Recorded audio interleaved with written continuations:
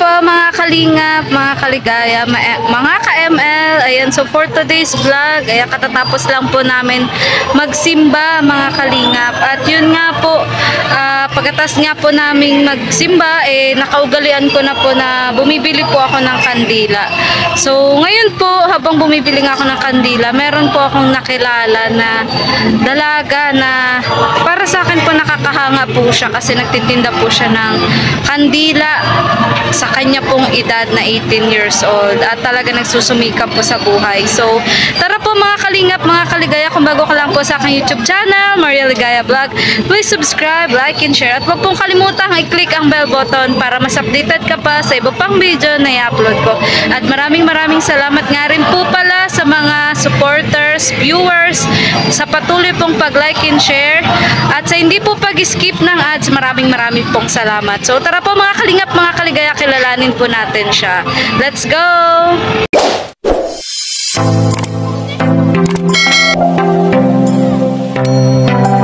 Ayan, so bali andito po siya mga kalingap. Ayan. Hi be!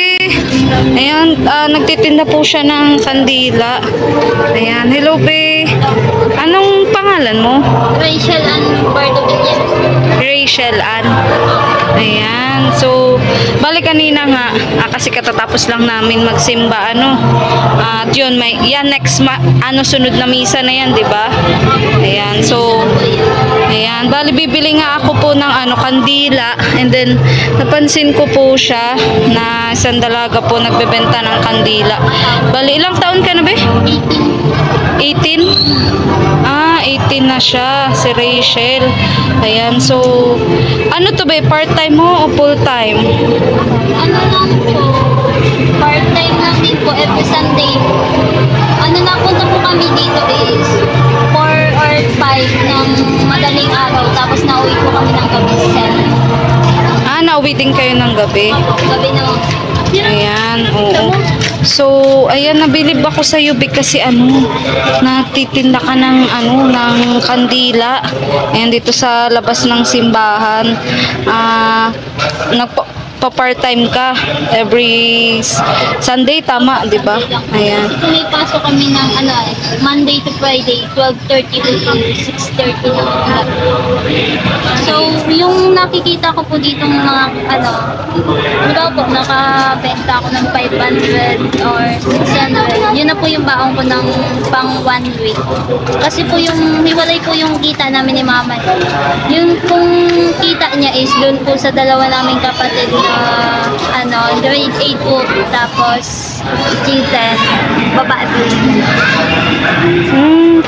So bali may kapatid ka pa palang nag-aaral din. Ayan, bali asan yung mga magulang nyo pala? Nandun po sa labas, nagtitinda din po. Nagtitinda din ng kandila. Yung tatay mo asan? Wala po, nasa Labo po yun, broken family. Tatay mo talaga yun? Kumbaga naghiwalay lang sila.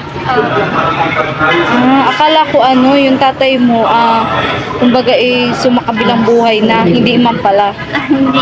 Pero po kasi yun, since nung bata pa po ako, naghiwalay na talaga sila ni mama. Yung kapatid ko lang din po nagpalaki na sa akin. Kinuha lang po ako dito ni mama nung grade 5. Grade 5. Ayan, so mula nung grade 5 nagpa-part-time ka na?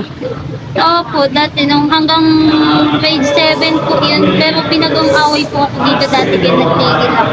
Pero yung time na po nun, sino umaway sa'yo dito? yung mga po dyan, pero okay naman na po kami ngayon. Mga nagtitinda din? Opo. Bakit naman? Huwag ko po dun.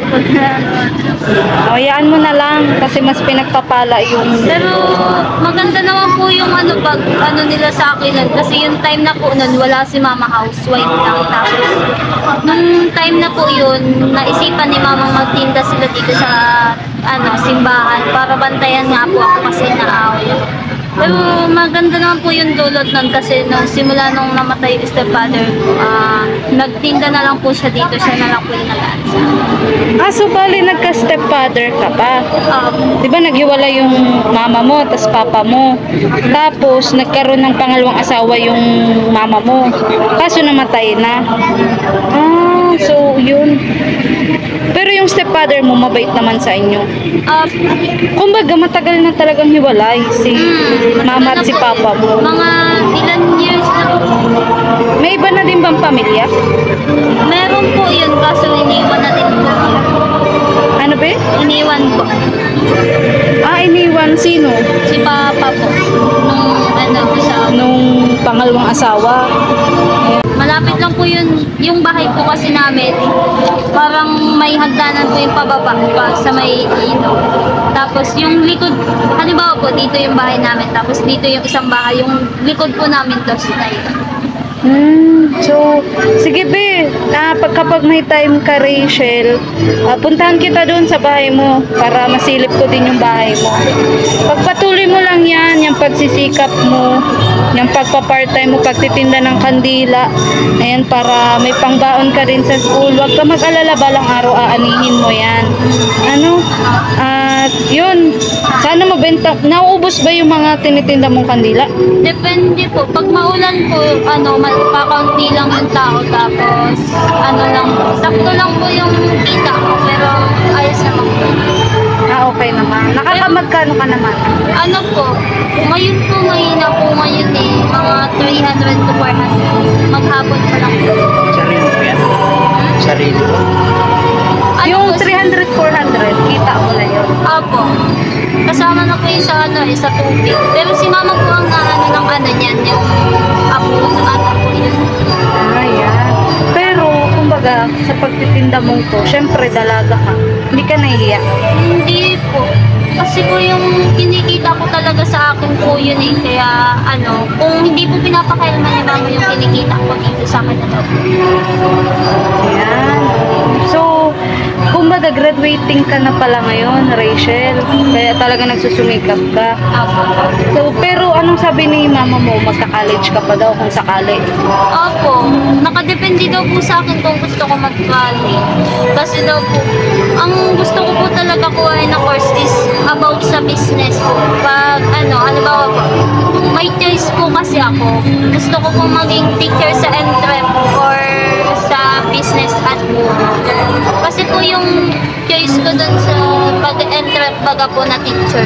Habang nagtuturo po yun, may matututunan ka din. So, kapag yung, halimbawa po, naging teacher na ako, tapos nakapagturo na ako, yung kikitahin ko po dun, pwede ko po itayo ng business. Ayan. Businessman talaga siya. So, talaga, kumbaga, gusto mo magnegosyo talaga. Apo, yung sarili ko, hirap po nung sa iba eh. Hindi mo po alam kung ano yung ugali nila, ano yung mga, Sige, baka may bibili, nakakaabala at ako. Pero kung daw, kaya naman daw ni mama mo na pag-aralin kayo sa college. depende po. Yung isa ko po kasi kapatid, di po nagbabalak mag-college. Bakit? Gusto daw po niya magtrabaho agad. Yung sumunod po yung sa akin, G10 ngayon.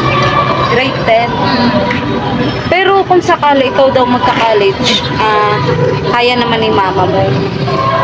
Hindi ko po alam. Kasi as in, solo po yan eh. Sa college baga po magastos. So, need daw po namin mag-apply sa mga scholarship. Oo, tama ka dun. Tama ka dun, Ray. Pero mukhang matalino ka naman. Hindi po, sakto lang po. Lang po talaga ako yung parang friendly lang po ako sa iba. Kaya po na-express ko yung feelings or yung mga sasabihin ko. Kaya kumbaga hindi ka gaano nahihiya. Ayan. Pero, Hindi naman po ako kausap kaya pag po, nasasabi ko po agad kung ano yung tinatanong ko.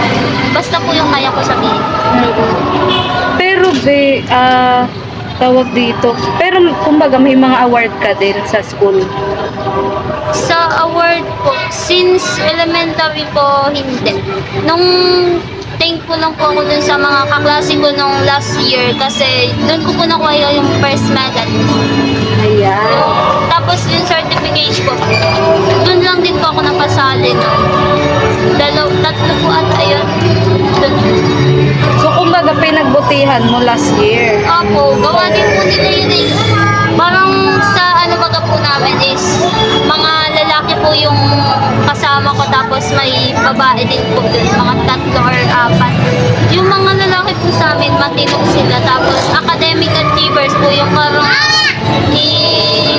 sasama ka po nila kahit di masyado katalinuhan. Basta't magawa lang daw po ng magawa ng kailangan. So kumbaga napasali ka sa kanila.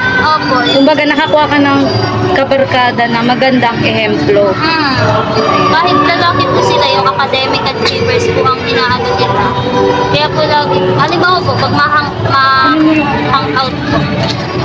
Ayan. So, alam mo Rachel, mahanga talaga ako sa'yo kasi sa 18 years old mo yan, hindi ka nahihiya magtinda ng kandila. Tapos dumidiskarte ka din talaga para sa pag-aaral mo. At yun, siguro grabe din yung pananalig mo kay Lord. Kaya talagang kahit mahirap, magsusumikap ka. Ayan. Paano pag minsan nakikita ka ng mga kaklase mo dito?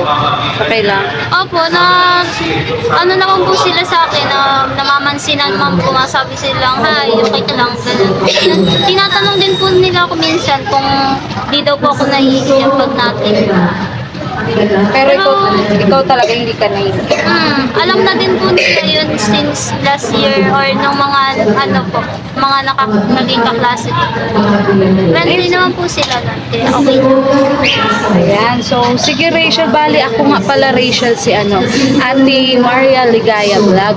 Ayan, so bali yun po, inaalam po namin yung boses kasi may misa nga po sa loob.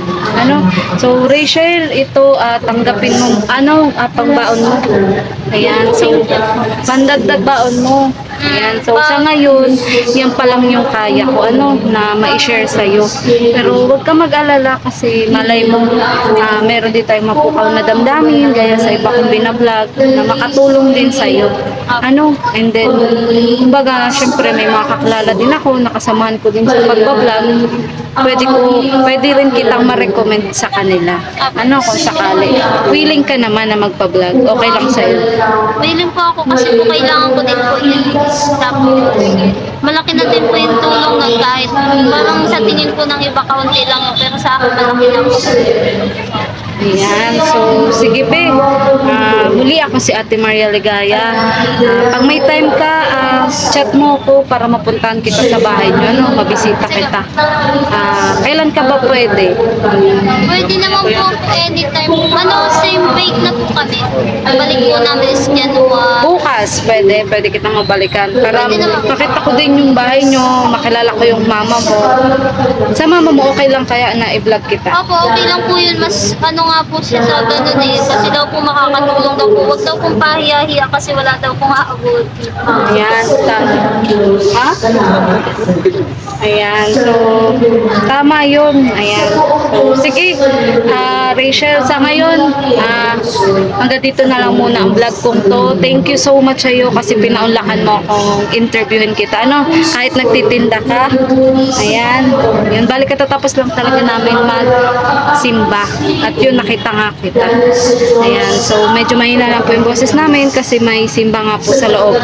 Ayan, so Rachel, bukas puntakin kita ha. Sige po. Para anytime nandun ka sa inyo. Si mama mo?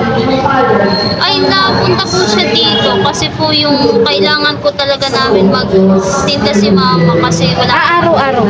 Opo, lagi po yan. Hindi po siya nakakatisli magtinda. Okay. So, napakasipag din pala ni nanay mo. So, sige, Rachel, sana magkakilala pa tayong mabuti. So, sige. Ayan, malay mo naman, may dumating sa akin blessings. I-share ko sa'yo.